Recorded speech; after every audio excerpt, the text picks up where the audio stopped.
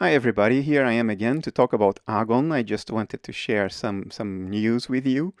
Part of the news are some new capabilities that we have in the new version of the firmware. And the other part is about this purple board, which is a new version of Agon done by EU company Olimex from Eastern Europe, a company that has a lot of experience making embedded systems, single board computers. And now they are helping us with the Agon project by making this product and selling it for only 50 euros, which is amazing for what this little device can do. So yeah, I will talk about the improvements in the firmware and the new capabilities in a moment, but first I want to just discuss the new design and compare it to the old. So here are the differences. Some of them are pretty obvious, others are a little bit more subtle. Let's start from the left. The original Agon uses a sideways ZDI connector to program the firmware on the EZ80. The Olimex Agon uses a vertical one. That makes sense. I used a horizontal one in order to make the connector available through the case. But in reality, these connectors are going to be used only once to program the basic firmware of the EZ80 once, the MOS code, Quark MOS once. And after that, even to upgrade the basic firmware, you don't need the connector anymore. It can be done via Jeroen Venema's little software utility. I'm putting a link to it in the description. So this connector is essentially going to be used once, so you don't need to expose it via the case. You can keep it internally and you program it while after manufacturing, and then the user will never need it anymore, so that makes sense. Another difference is the original Agon uses an actual PS2 connector for the PS2 keyboard. The Olimex Agon uses a USB connector. This makes sense for people using modern USB keyboards that are PS2 compatible. They don't need an adapter, they connect straight to a USB type B female connector. While for the original Agon, you would need a USB to PS2 adapter to connect. On the other hand, if you are using an original, old-time, old-fashioned PS2 keyboard, then Agon allows you to connect that directly, the original Agon, and the Olimex Agon would then require a PS2 to USB adapter. So it's just a different trade-off. Here is the buzzer, and you can see that the original Agon uses a smaller buzzer. The Olimex one uses a bigger one. That's probably to do with their supply chain and the components that they have in stock or have good deals for. But for the user, that will make no difference. Same applies for the audio connector. Theirs is a little smaller, but probably no difference for the user. Same again for the VGA connector, which is actually identical. It's an identical VGA connector. And then for power, they use a USB Type-C connector, while I use a USB Type-B female connector. It makes sense for them to use Type-C because that's standard compliance. The USB standard today says that the host should have a different connector than the slave device. Agon is a USB slave, so they use a proper Type-C for the slave side and Type-A for the host side. The original Agon uses Type-A connectors on both sides, so you need a Type-A connector on the cable to connect here to this female port, and the same Type-A connector to connect to your host device, your PC, your computer. Why did I then do this and not what they did? It's because Agon is a hobby for me, and I remember hating the evolution of the USB standard, cables changing all the time, connectors changing all the time. And this was my little protest, using the very first, the original USB connector. That's why I did it. And I find it a little more robust mechanically as well, and electrically as well. These 4 terminals are larger, and you get larger solder pads. The ones here, the USB Type-C has more terminals. They're smaller. That will make no difference for a device like Agon, unless you hang something pretty heavy from the control port that you are providing power to from the control port. But even then, probably very little difference. But at least you know why I made the choice I made and why they made the choice they made. The reset button is almost identical. Theirs is a little bit thicker, but other than that, they are identical. They even feel the same. So except that this one has a larger circumference. That doesn't matter much. The control port connector in the original Agon, it's not shrouded. The pins just protrude out, so there's a risk you would touch them. In my case right now, it doesn't matter because I am strapped to ground. But the shrouded connector is better for two reasons. One, it provides a key. So if you're using a full connector, 32-pin connector here, this hole on the top will prevent you from being able to insert the connector the wrong way around. So it's keyed, and in the case of the original Agon, there is nothing to prevent you from doing that. Although I think the most popular use case will have people just connecting individual jumper wires. So the key connector doesn't matter much, but the shrouding is a nice feature. They also added two more connectors. There's this one here, which allows you to, it's a standard Olimex uses. It allows you to connect to sensors and actuators. You can use the main control port connector as well, but they always use this device, so they added it. The signals here are contained in the control port, so they're just repeated. And they also added a battery connector, so you can power the Olimex Agon from a LiPo battery. And the original Agon does not have a connector for that. You have to power it either from USB or from the control port. The Olimex Agon offers three options: USB, control port, or a LiPo battery, which is nice. Chip-wise, the main chips the four main chips are identical. That's the system memory here and here. They are roughly in the same place. That's the EZ80 CPU here and here. That's the ESP32 audio-video coprocessor here and here. That's the audio-video memory, 8 megabytes PSRAM here and here.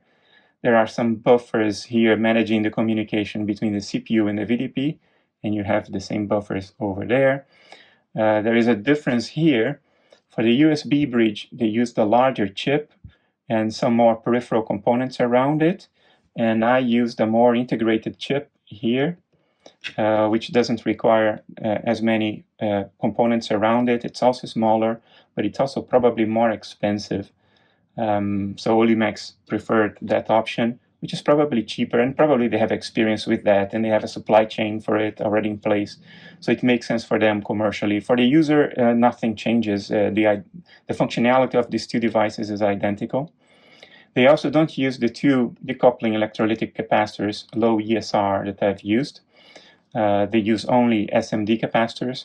So there is a little less decoupling, but it probably is sufficient. I over-engineer my stuff. I'm known for that. So I have more decoupling. I also use a through-hole low dropout regulator here with a tab that is at 3.3 volts, so I can touch a large pad on the board with the tab or the chassis of the LDO, and that provides a large surface area of contact for 3.3 volts to make sure that, that there is always enough current being provided to the board, that there isn't a bottleneck via a pin.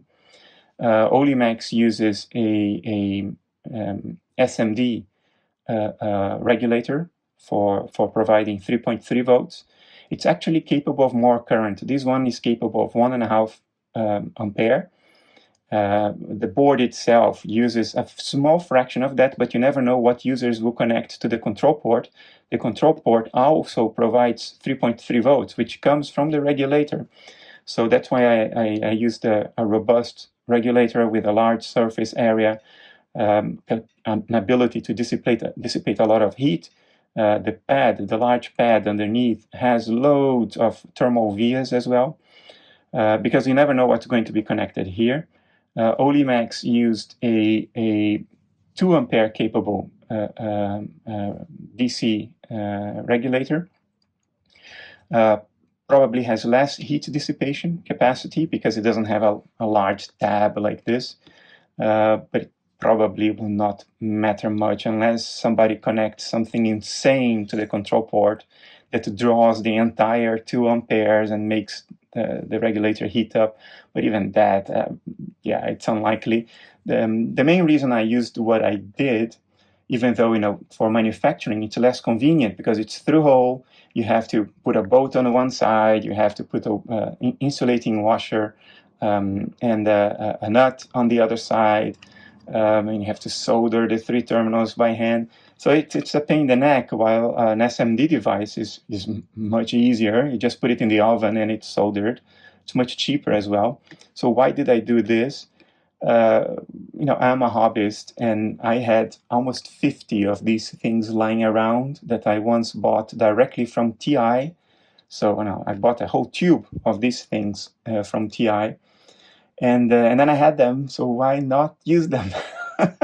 That's why I did this. Other than the fact that this is a very robust part, I have experience with heat dissipation, and it is very, very robust. But for them, commercially, it makes more sense. It makes it easier to assemble, probably cheaper. So it makes all sense of the world. I use a larger TVS diodes here, transient voltage suppression diodes, to have a sort of a frontline defense against ESD on the control port if people touch the pins. They also use it. Are there diodes here? Or is it only the... I think there are diodes there. I don't think this is just the pads. Oh, I need to look at it under the microscope. They have little pads there. I don't know whether they installed TVS diodes there, but even if they didn't, the EZ80 has ESD protection on the pins. So even if there are no TVS diodes here, you still have a second line of defense on the chip itself, and their connector is shrouded, so chances are much lower that people will physically touch the pins in here. Unlike this case, in which they are not shrouded, so the pins can be touched. So if they didn't install any TVS diode, I think they didn't.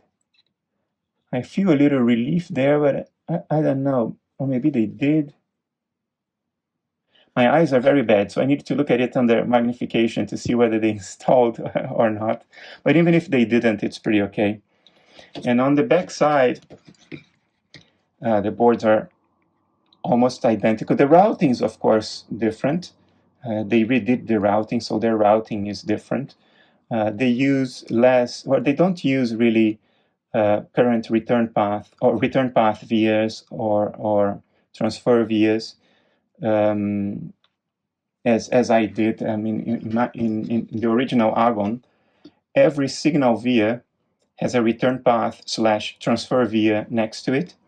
They didn't do it quite that much, but it's okay. The rule of thumb is that you need return path vias right next to signal vias, and you also need transfer vias when you're operating at high frequency. And high frequency is about 250 megahertz, which doesn't mean that your clock has to run at 250 megahertz. Any clock, even a slow clock like 10 megahertz, if it has very short rising and fall times, there will be high-frequency harmonics in that 10 megahertz signal, high-frequency harmonics that can go to 150 megahertz. Agon runs at 18.432, let's say 20 megahertz. So it could have harmonics going up to 250 megahertz.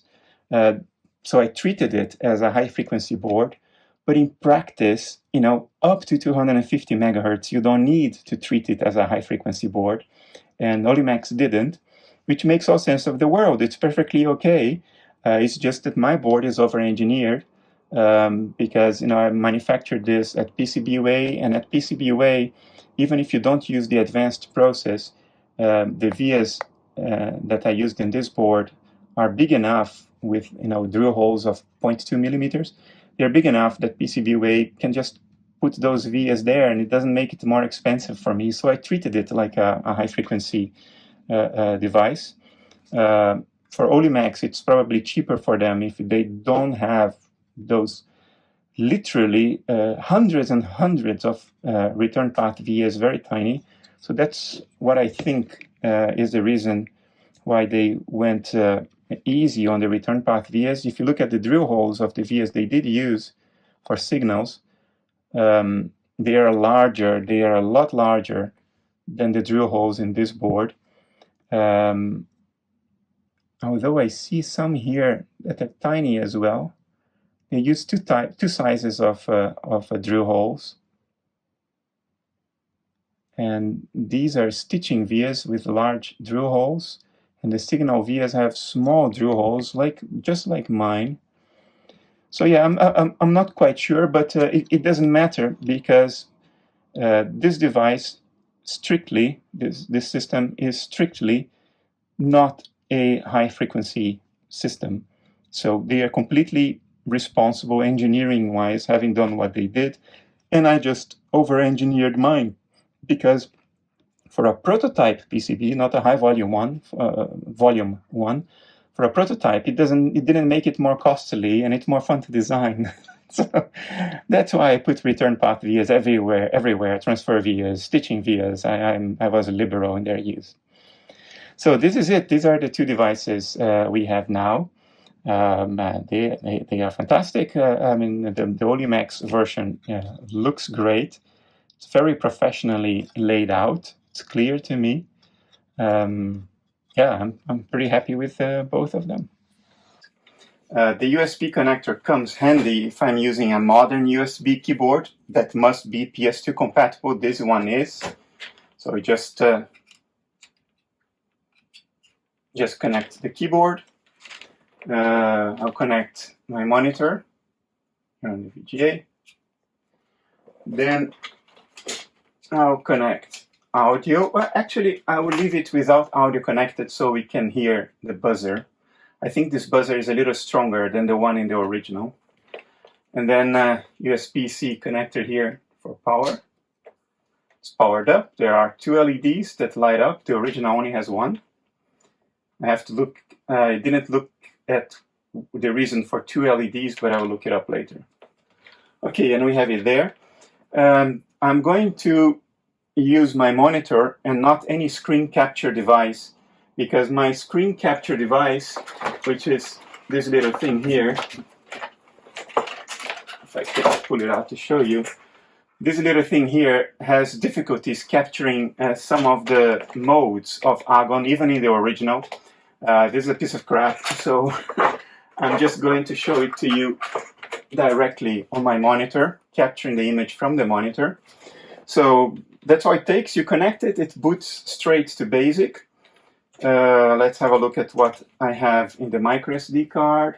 Yeah, it's the usual stuff. I'll take the opportunity and show you some of the new capabilities of MOS version 1.02 and VDP version 1.02.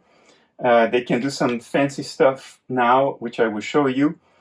I'll start straight with that. Let's look at the Sprite 5 demo, sprite5.bbc. Oh, it's sprites5.bbc. It's just a basic program that puts some sprites on the screen, but it does more, and I will show you in a moment. So if we just run this, so now the sprites are moving Pac-Man ghosts, and there is a smooth scrolling background of stars. And that's not something that we could do in version 1.0 of VDP and MOS. So yeah, we have this extra capability now, which is pretty cool. And it also shows that this Agon works just as well as the other, as far as the user can discern, which is all that matters. So if I press escape and go to mode 1 and do a cat, we can look at the code and to show you how easy it is to build games in BASIC on an Agon unit that have much better performance than the games of old written in assembly. So let's load scroll mode2.bbc. Yeah. And I will list it just to show you. Maybe I'll show it to you in mode 2, which has bigger characters. So that's the code. It generates this scrolling background of Scramble, that old game from the 80s. And look, it's only like 10 lines of code. The first line doesn't count. It's a RAM, it's a comment. Then it sets the mode, makes a call to the video unit, which is the ESP32, and then draws with the commands draw and plot. It draws this smooth scrolling background. So like 10 lines of code, and you get the Scramble background. Smooth scrolling, no visible artifact whatsoever. It scrolls pretty fast.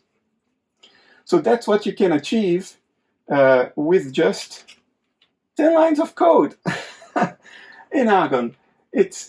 Well, I find it pretty amazing. I'll again go to mode 2, but just to clear the screen from the sprites. That's too much now. What else can I show you? The other scrolling demo is the rolling background of stars. Scroll1.bbc, mode 2, list. So this is like 6 or 7 lines of code in mode 2, which is the lowest resolution, and using basically a plot command and changing some coordinates with the G-call and making a call to the video unit, which is the ESP32. And so this is literally a handful of lines of BASIC. And if you run it, you get a smooth scrolling background. And then you can overlay sprites on it, as I just showed you with the Pac-Man ghosts going on top of the sprites. So it's that easy to program cool games in BASIC at very high performance on a real 8-bit computer with a real 8-bit CPU and a real video display processor, and no FPGAs anywhere, no emulation, no virtual machines, no layers of abstraction. This is bare metal coding in BASIC, as you see there, at full performance. Yeah, that's pretty cool, I think. We can load now the sound demo just to check out the buzzer. I think the buzzer in the Olimex version is stronger than the buzzer in the original Agon version. So, sound.bbc. Yeah, it's just sings Amazing Grace. So let's hear it.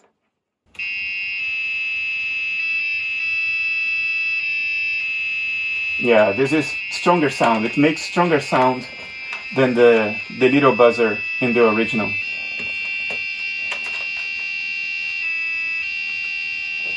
Yeah, definitely stronger. And the rest you guys have seen before. Maybe I'll show the cube again, just to make sure that this unit works as well as the original. So we go for a solid and we go for highest resolution. And there you have it, just as good as the original Agon. So from a user perspective, the Olimex version of Agon is indistinguishable from the original. It may be cheaper because of their supply chain, their experience, the volumes with which they work. It has some differences that may be actually convenient, like the USB Type-C connector, the shrouded control port, and where the small things that you could say electrically, maybe the original is a little bit more robust, like all the signal return, the return current vias. From a user perspective, none of that makes a difference, as you can see there. So yeah, I fully endorse this unit from Olimex. This is a real Agon. It's good to go. There was just one thing I forgot to test, and that's the program you see now, the GPIO test. It will set some of the GPIOs on and off and make some LEDs blink in a counter format. And that's what you see happening there. You see the LEDs on that little breadboard connected to the control port of the Olimex Agon. And it is counting, so the application is working fine. The control port signals are being set and reset as they should. I also connected the LiPo battery there. I'm not using the battery now because I had to recharge it, so I just connected to recharge, and I put the unit in a little transparent plexiglass case. So this is it from me today. I hope you've enjoyed it. There's a lot happening in the world of Agon, both on the software and hardware side. A lot more than I am allowed to share with you at this time. But you will hear a lot more from the Agon world next year. And at the price point that Olimex has reached, I think we have every reason to think that this can be almost a sort of standard platform in the world of both microcontrollers and retro computing. It will be so accessible that so many people will be able to develop software for it. Hopefully it will improve all of our lives in these wonderful hobbies. So, Merry Christmas, have a Happy New Year, and I will see you in 2023, hopefully with less war in the European continent. Take care, bye-bye.